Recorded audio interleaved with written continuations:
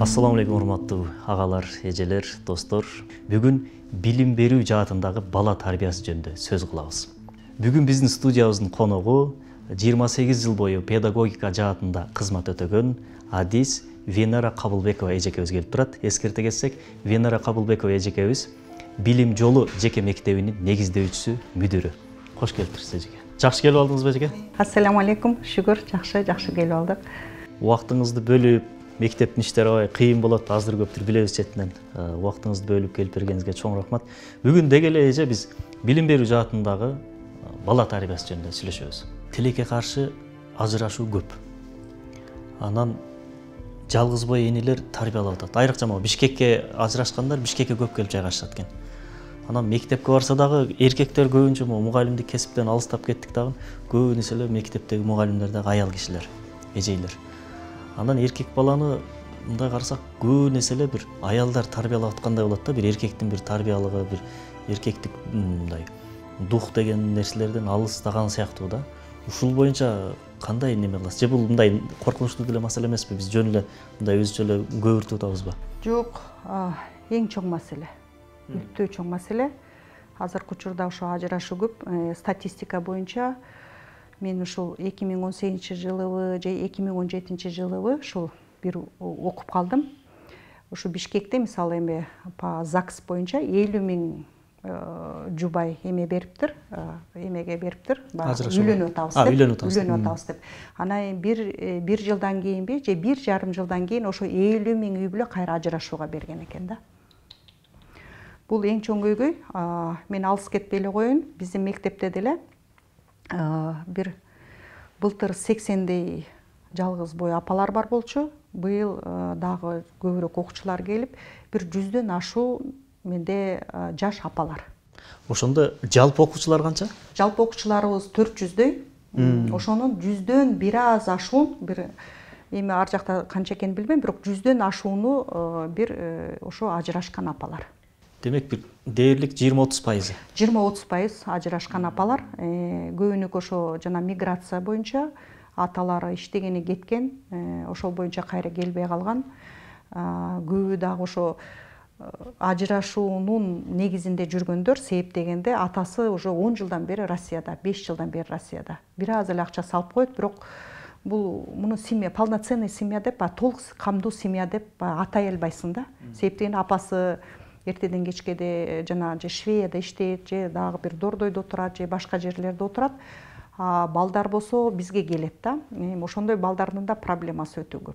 Ошондой ата энеси бар бала менен ата энеси ажырашкан баланын бир мындай сабак окуусунда же бир жүрүм турумунда бир өзгөрүүлөр байкалабы? Өзгөрүүлөр бар. Себептегенде бала көбүнчөсү биринчиден мындай самооценкасы ылдыйбы, ошол балдар мындай өтө көбү уяң болот экен, эркек балдардан байкадык. Көбү мындай өтө тентек болуп кетет экен. Ашып тентек болуп кетет. Анан сабакка мындай айтканда эмеси жок, көп көңүлү жок да. Бирок апасы байкуш аракет кылат. Арасында кээ бир эле балдар мындай аракет кылбаса, көбүнесе мындай баягы мындай көйгөйлөрү бар балдар болуп атат да. Анан оюнкарак, анан телефонго көбүрөөк отургандар, анан урушчаак болуп кетишет. Баягы атанын мээрими жетишпейт, мама апасынын мээрими жетишпеген себептен ушундай урушчаак болуп калат экен. Анан барып сурасаң ыйлайт. Анан кээбилерин сооротуп, жакшылап бир кучактап эметип койсоң, анан мындай бир эме болуп калышат да, жакшы болуп калышат. Анан апаларга деле азыр айтып атам, бул кийинки азыркы келаткан, мен деле азыр байын апаларга айттым, бул азыркы отурган биздин балдар келечекте биздин келиндер. Бул жерде отурган балдар келечекте биздин күйөө балдар. Анан сиздер ойлобоңуздар дейм. Менин үйүмө мындай күйөө бала келбейт, мага келин келбейт деп эч качан ойлобоңуздар. Ар бирибиздин үйүбүзгө азыркы богу келечектеги муунду баары бирден күйөө бала, бирден келин бала кирип келет үйүбүзгө. Анан биз билбейбиз да. Ал бала кандай тарбия көргөнүн билбейбиз. Мисалы жана эркек балдар деле ээн эркин өсүп, атасы жок болуп калды, апасынын убактысы болбой калды. Ал балдар өзүнүн проблемасын өзү чечип жүргөн, эч качан эч кимге баш ийген эмес. Мисалы өзү каалагандай жүрүп өсүп калган бала, эми мисалы мага күйөө болуп келсе, менин айтканымды да укпаса, бизге да кулак салбаса, аялына кулак салбаса, анан бул түпкүлүгү барып ажырашууга алып келет да.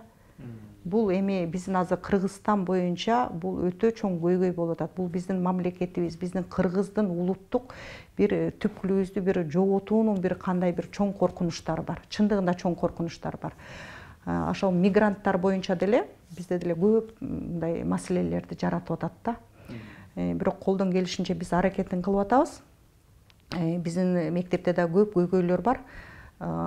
Бизде бир ушундай эмелер болду, окуялар болду. Бир кызыбыз ушундай бир аябай капа болуп, туалетке жашынып, эшигин ачпай койду да. Мектептен. Анан чыгарып, анан аябай ыйлады. Ушундай ыйлады. Мени эч ким жакшы көрбөйт дейт. Эч ким жакшы көрбөйт, мен эч кимге керегим жок деп. Анан карап отурсак, ошо түпкүлүгү ошондой бир ажырашуу семьяларды, анан бир ушундай бир ата менен апасы менен атасынын келишпестиктери балага өтө эме кылат экен.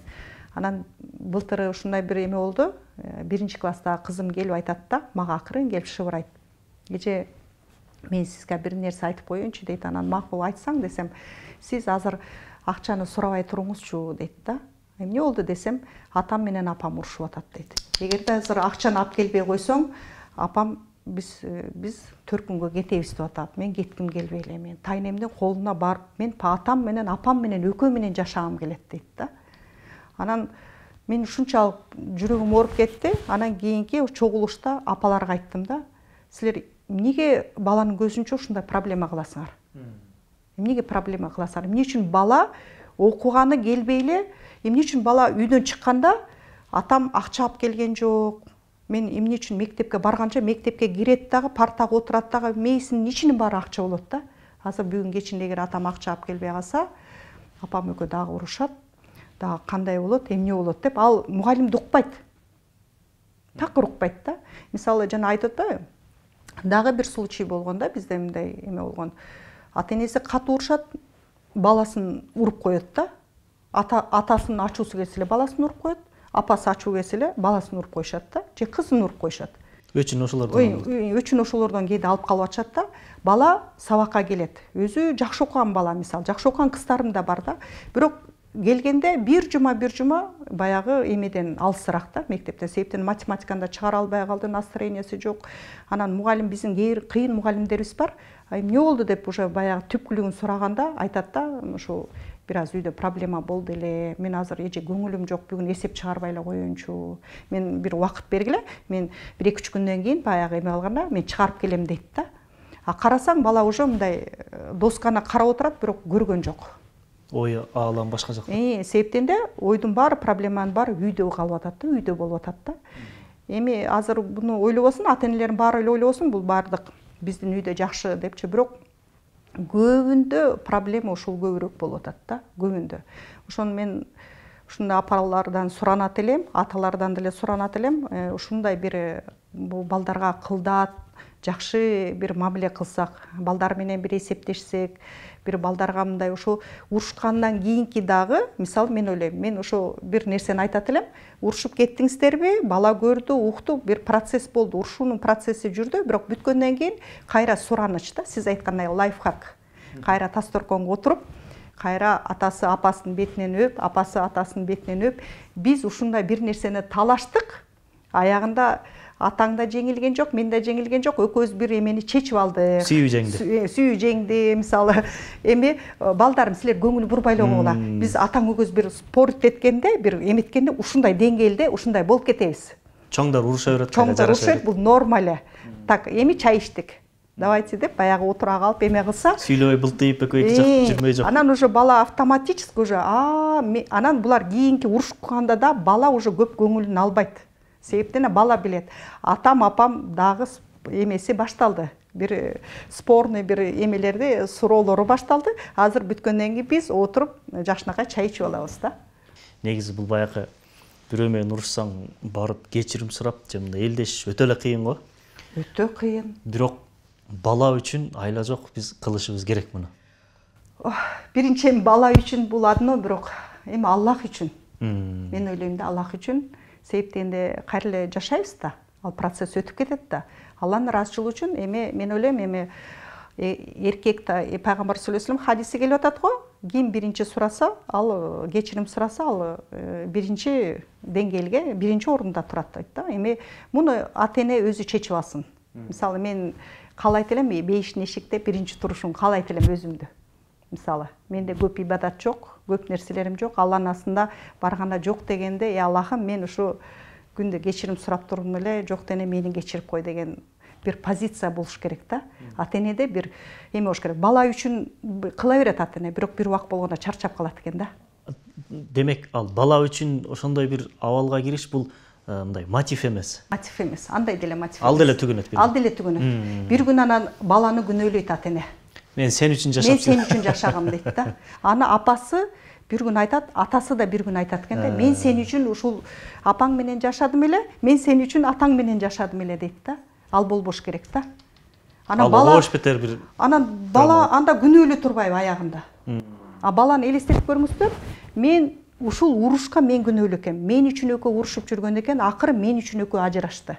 Анан ал бала өзүн күндө күнөөлүү сезип, кийин ошол ата-энесинин бактысыз болуп калганына бала уже өзүн өмүр бою ушундай бир баягы жүк менен жашап жүрүп өтүп кетет го деп ойлоп атам да. Эми ал үчүн бала дагы Алланы таанып бир нерсе болуш керек да. Эми бизде эң чоң нерсе да баягы илгерки апаларыбыз деле бир нерсени айтса Кудайым бар деп койчу эле го. Сонун сөздөр бар эле да. Мага ушул сөз жагат эле аябай. Кудайым бар деп кой менен эле көп нерсе чечилип калчу да.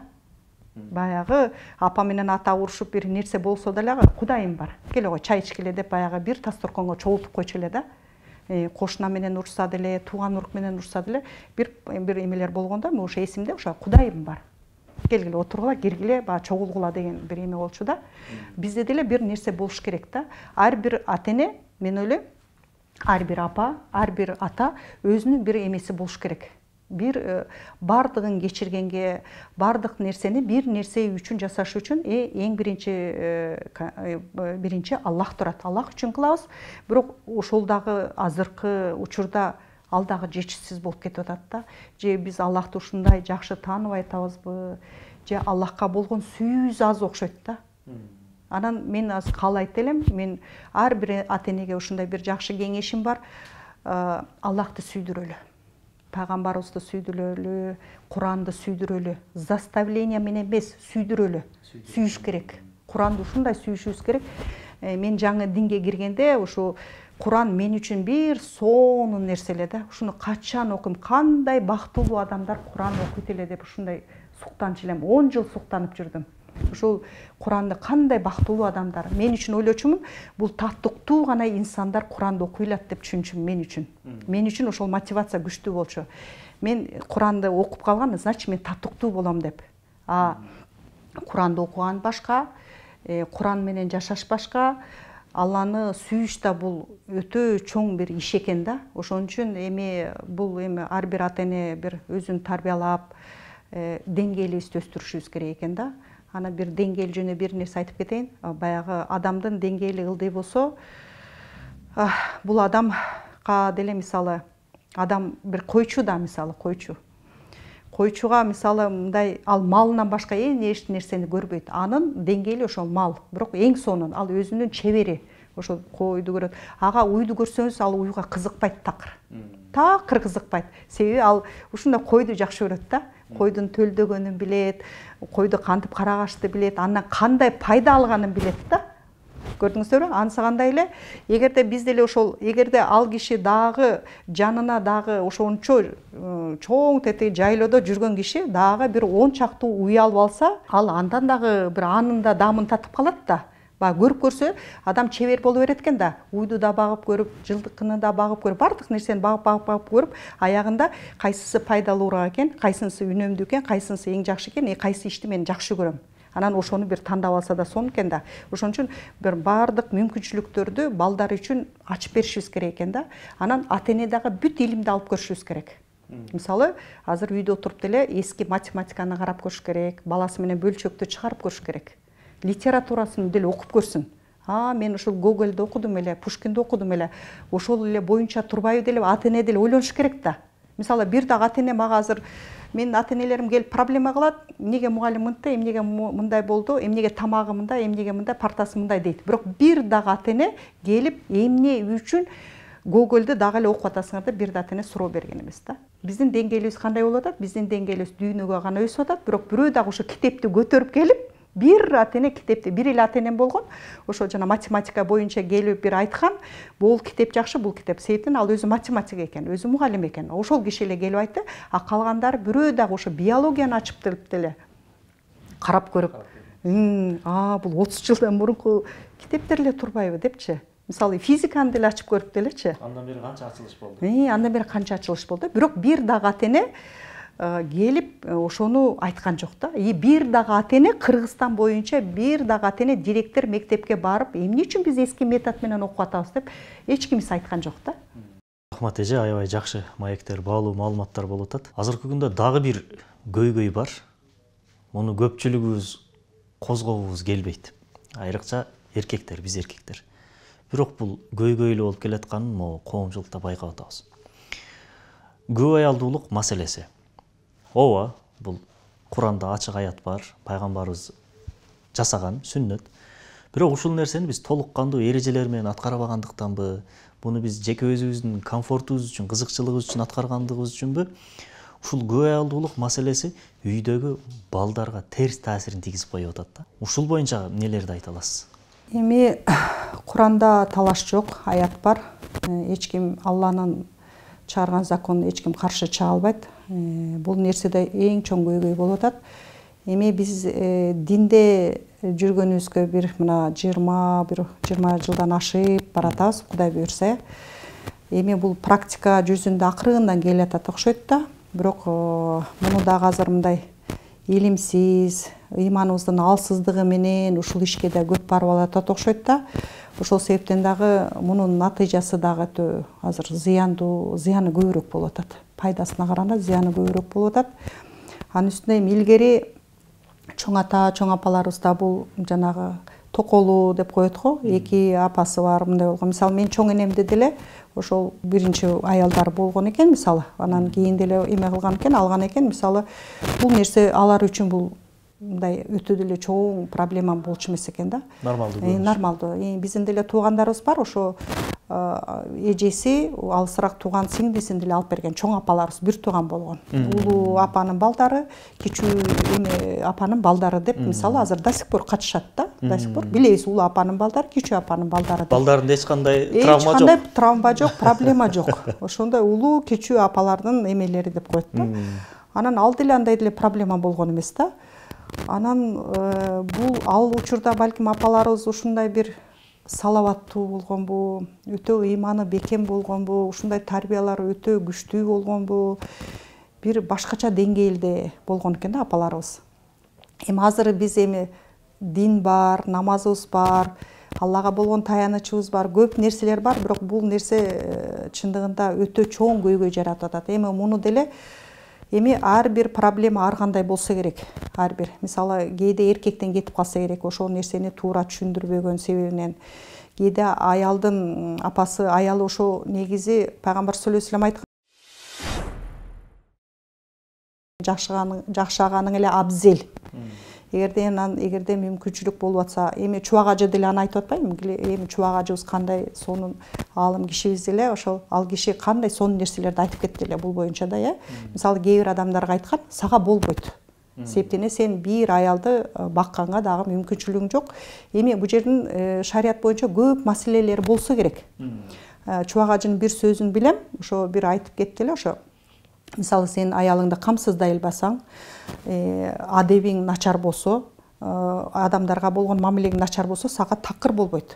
Сага арам деп айтат го, сага арам болбойт. Сен себептен сен өзүңдүн семьяңды эптей илбей атасың, анан кийинки семьяңды да кыйнап коесуң, мисалы. Анан балким бул деңгээл ар ким ар кандай, балким мен азыр көп талкууга деле балким калып калышым мүмкүн. Себептен бул мисалы кээде болот да, ушул аялы оорукчал болуп калат.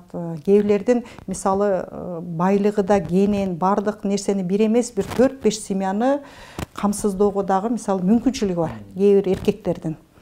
Анан Алла Таала эркекти ушундай жараткан экен, ал киши балким дагы бир семьяны алып баккан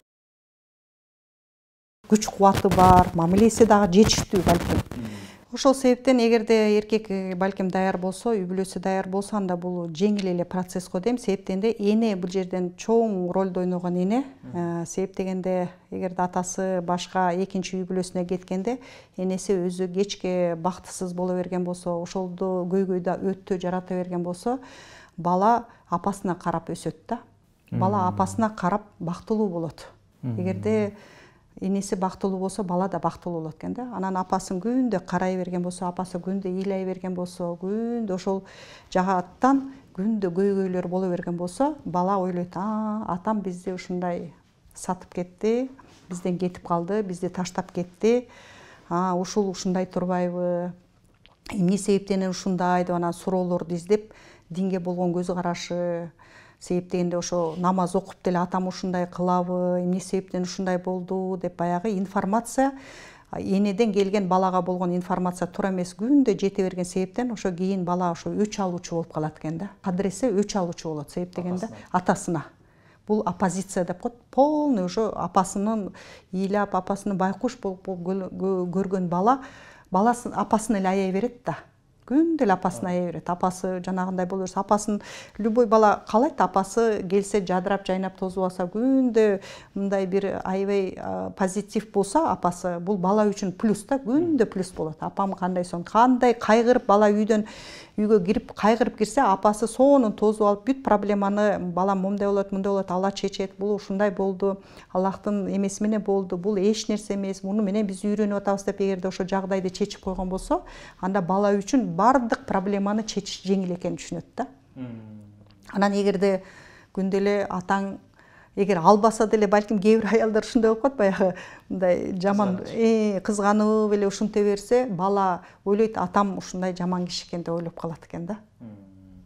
Ошон үчүн бул өтө чоң көйгөй. Бул мен ошо апалар үчүн айтат элем, биз өзүбүздүн деңгээлибизди өстүрүп, күндө ушундай бир мындай бир башка уровеньге чыкпасак, эгерде ушундай калпта кала турган болсок, биз үчүн чоң трагедия, биздин балдарыбыз үчүн трагедия. Анан бул келечекте келата турган келечек муундун, мен ойлойм, бул кандай балдар чыгат болду экен. Өч алуучу балдар чыгабы, элге таарынган балдар чыгабы, же болбосо кыздарыбыз ушундай бир эркек дегенде бир өч ала турган эркекке өч алуучу кыздар чыгабы, ушундай жакшылык кылбаган балдар чыгабы, бүт ушул кандай болуп калат да. Эң жаман адам ошол адамга жакшылык каалоо да. Пайгамбар саллаллаху алейхи вассалам эң чоң сүннөт айтып атпайбы? Эң чоң сүннөтү бул адамга адам жакшылык каалоо дейт. Жок дене зыянын тийгизбей жакшылык каалап турушубуз керек экен да. Анан келечек муунду азыр элестетип көрсөк, кандай муундар келатат. Ушу кичинекей эле мектептин ичинде ушу 400 баланын арасында мен үчүн да канча көп жагдай бар да. Мен үчүн да бир чоң бир аз коркунуч бар. Мен кандай өспүрүмдөрдү өстүрүп атабыз, кандай муундар келатат. Азыр биз үчүн, мисалы мен үчүн өтө чоң жоопкерчилик.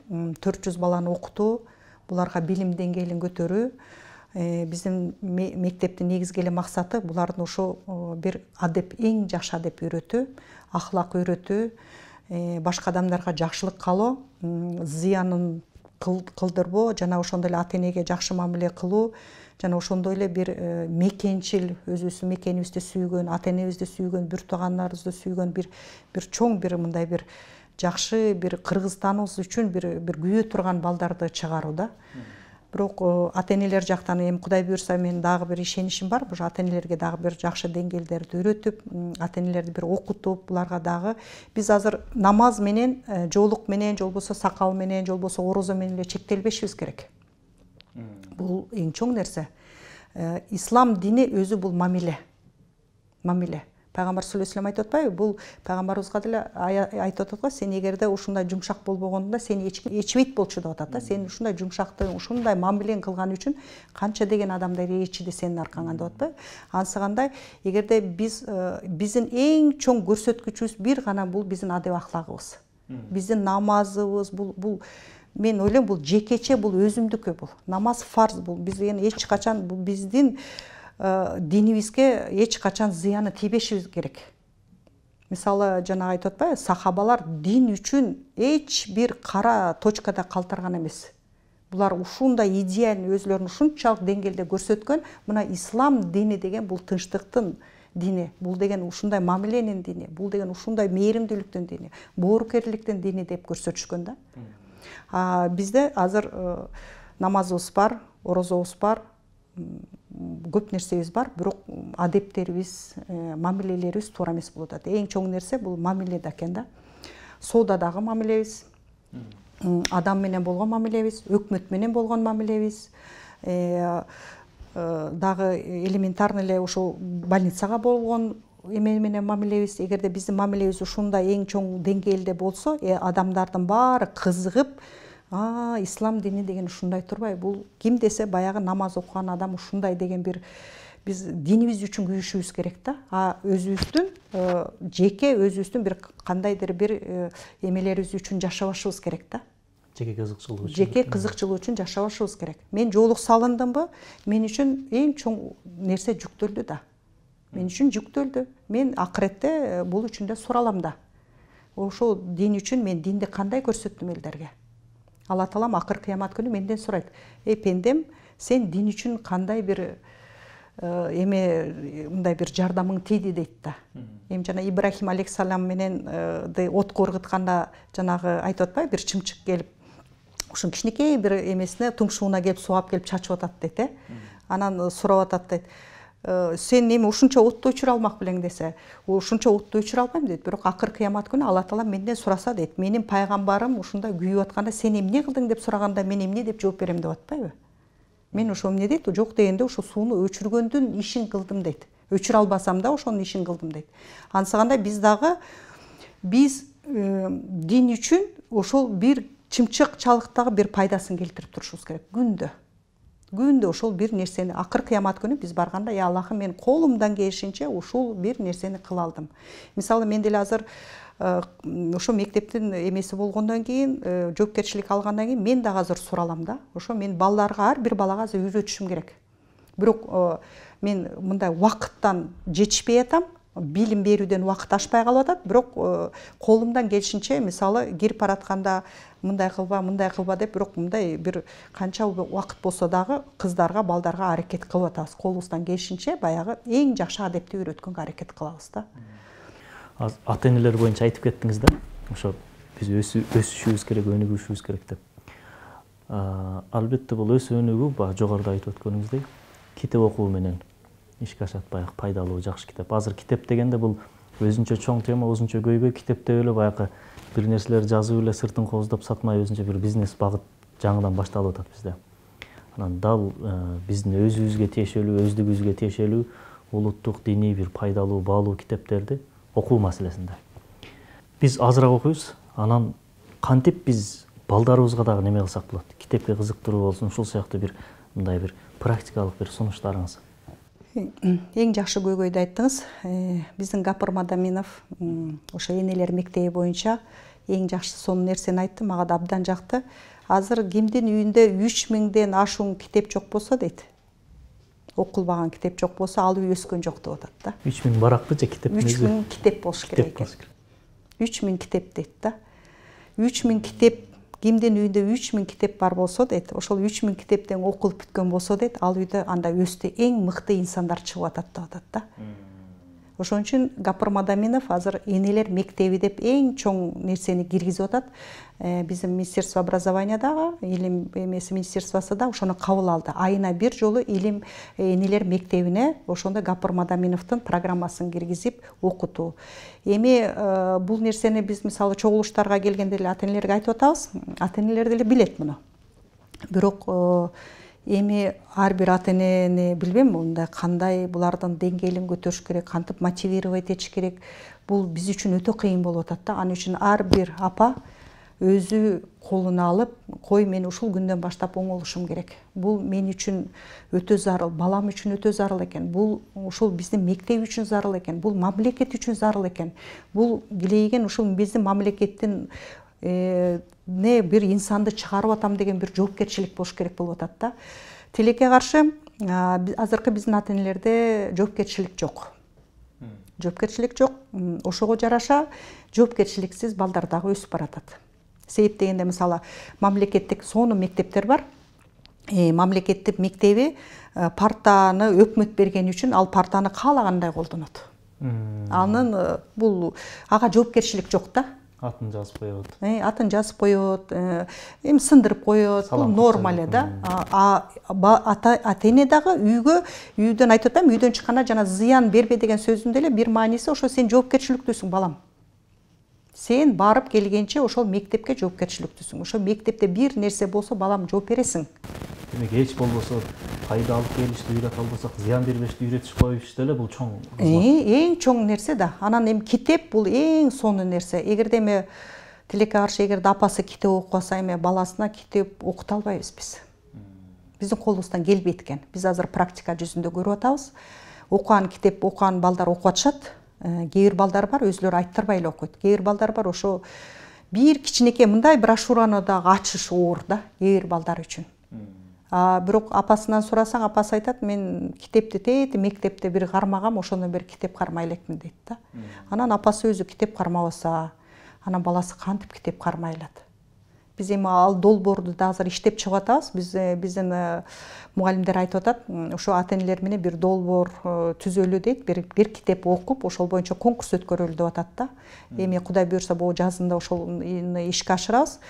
Бирок ал деле бизден эми мен билгенден бир 20-30 эле процент ата-эне катышат, калгандары ошо айтат, мисалы апаларга айтсам айтат, мен чарчап келем дейт да. Чарчап келем, мен убактым жок дейт. Мен саат 10-до келем дейт. Ана мен айтам, саат 10-до келген күндө деле бир жарым саат чайдын ортосунда сүйлөшсө болот го дейм да. Чай ичип атат деген адам жол табат, кандай болсо деле. Жарым саат эле ошо чайдын ортосунда сүйлөп, балам бүгүн эмне болду, математикадан кандай болду, алып келип көрчү, өзү чыгара албаса деле алып келип көрчү, мен көрөйүн деп өзүн деле эски нерселерин карап, кыргыз тилиңди алып келип көрчү деп көрүп, аяктан Касымбай Алиновдун мисалы дагы канча деген эмелерин өзү деле эстейт эле да. Бул кандай сонун да. Бала чак кезде биздин убакта деген сонун окучу элек, дагы эле бар бекен, ушундай бекен же мындай бекен деп баласы менен баарлашып бир аз отурса, анан бала кадимкидей апамга менин билимим керек экен деп анан кийин баланда да кичине бир аз түрткүнчүк болот да. Ошон үчүн анан китеп окуу эң чоң нерсе. Бул мен бардык апаларга каалайт элем, ошо биз китептен баштасакпы деп. Анан бизде да азыр балдарга айтсак, балдар көбүнчөсү азыркы балдар эски китептерди көп окубайт экен. Буларга азыр зарубежный, мотивированный, бир аябай, мисалы Илон Масктай болгон аябай бир башкача китептерди каалашат экен. Мен таң калып атам, эмне себептен ушундай китептерди булар жактырат десем, көрсө булардын деңгээли, информационный деңгээл өтө өсүп кеткен экен да балдардыкы. Анан биздин китептер буларга аябай мындай скучный болуп атат да, аябай супсак, анан өтө кызыксыз болуп атат да. Жасалгасы деле начар да. Тигин окуса, анан заматта байып кетесиң. Бат эле ушундай деңгээлге жетип кетесиң деген бизге азыркы балдарга бат жетиш керек да. Анан ошол себептен баягы азыркы китептер, бирок аларды дагы эми Кудай буйрса момундай бир ата-энелер келип кеңешип, баягы эме кылыш керек. Айырмалап кандай китеп ошондо ылайыктап алып, ата-эне да өзү да окуп, балдар менен кеңешип, мен окудум, сен окуна деп экөө баары, мисалы ушундай семьялар бар экен, Гапыр Мадаминов айтып атат, Баткенде ушундай үй бүлөлөр бар дейт, баардык атасы да окуйт, баласы да окуйт, апасы да окуйт, баары окуп, анан кийин ортого чайга отурганда талкуу жүргүзүшөт экен. Сонун талкуу жүргүзүшөт экен, анан жүргүзгөндө анан уже кадимкидей бир сонун бир эме болот дейт да, сонун баян болот дейт. Отуруп алып анан ошол китепти талкуу кылабыз деп атпайбы? Анан эми Кудай буйрса, иншаллах каалайт элем, биздин ар бир үйдө ушундай бир китеп талкуу болуп калса кандай сонун болот эле. Ооба, буйрса. Маегибиздин башынан бери эле ошо сиздердин мектептин аты аталып, бир билим жолу мектеби жөнүндө аты аталып атат. Мектеп кандай мектеп эже? Кененирээк түшүндүрүп берсеңиз. Анан мисалы энелер мектеби деп атасыз, бул кандай бир долбоор? Эми биздин мектеп 21-жылы ачылды. 2 жыл болду иштеп атабыз. Ага чейин мен балыкчыдагы Айша мектептин негиздөөчүсү болуп ачылган. Ал мектепке 10 жыл болду. Аякта дагы аябай азыр жакшы, эң жакшы мектептердин бири болуп атат. Жеке мектептерге өзүм кызыкканым себептен бизде баягы мамлекеттик мектептерде жоолук салыну боюнча көп көйгөйлөр жаралбады беле.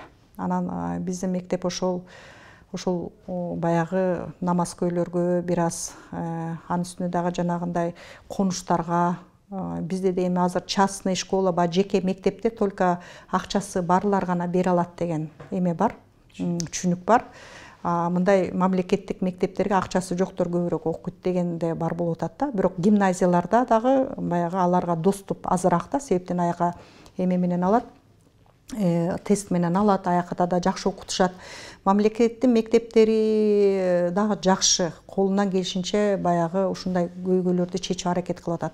Бирок биздин мектеп ошо биз дагы ошол эмеге, ошол конуштарга ылайыктатып, ошондой бир намаздарына мүмкүнчүлүк берип, жолукка баягы көйгөй жаратпаш үчүн ачылган. Анын үстүнө да биз азыр ошол жалаң мындай эмелерди да окутуп атабыз. Бизден дагы жанагы өтө чоң акчаны төлөй албайм дегендерге дагы ылайыкталган. Колубуздан келишинче мындай 2 имаратыбыз бар. Колубуздан келишинче азыр ушундай кружокторду, англис тили бизде мындай терең окутулат, араб тили терең окутулат. Анан математика сабагында бизде эң жакшы, эң мыкты мугалимдерибиз берет. Анан жанагы ОРТга даярдоону дагы жакшы өткөрүп атат биздин мугалимдер буюрса. Анан келечекте мен ойлоп атам, бизде ушундай азыр пландарыбыз бар. Келечекте кыздарга бүт технология сабагынан, кол өнөрчүлүк жагынан, сүрөт тартуу боюнча, жанагындай бир кийим тигүү боюнча бир эмелерин аябай жакшы тереңдетип окутуп берсек деп атабыз. Баягы кызга керектүү, үй бүлөгө керектүү нерселерди үйрөтүү да. Эркек балдарга эми биздин мектеп азыр мындай чакан болгон үчүн, бирок буюрса келечекте ойлоп атабыз, буларга жана IT программаны, азыр биздин 10 класстар IT программа окуп атат дополнительно. IT программаны киргизип берели деп атабыз, эгерде кызыккандар болсо. Анан дагы ойлонуп атабыз, ошо мебелдерди биздин эркек балдар өзүлөрү жасап берсеби деп атабыз. Бир кол эмгек сабагына бир 2-3 мугалим алсакпы деп атабыз. Кружокторду.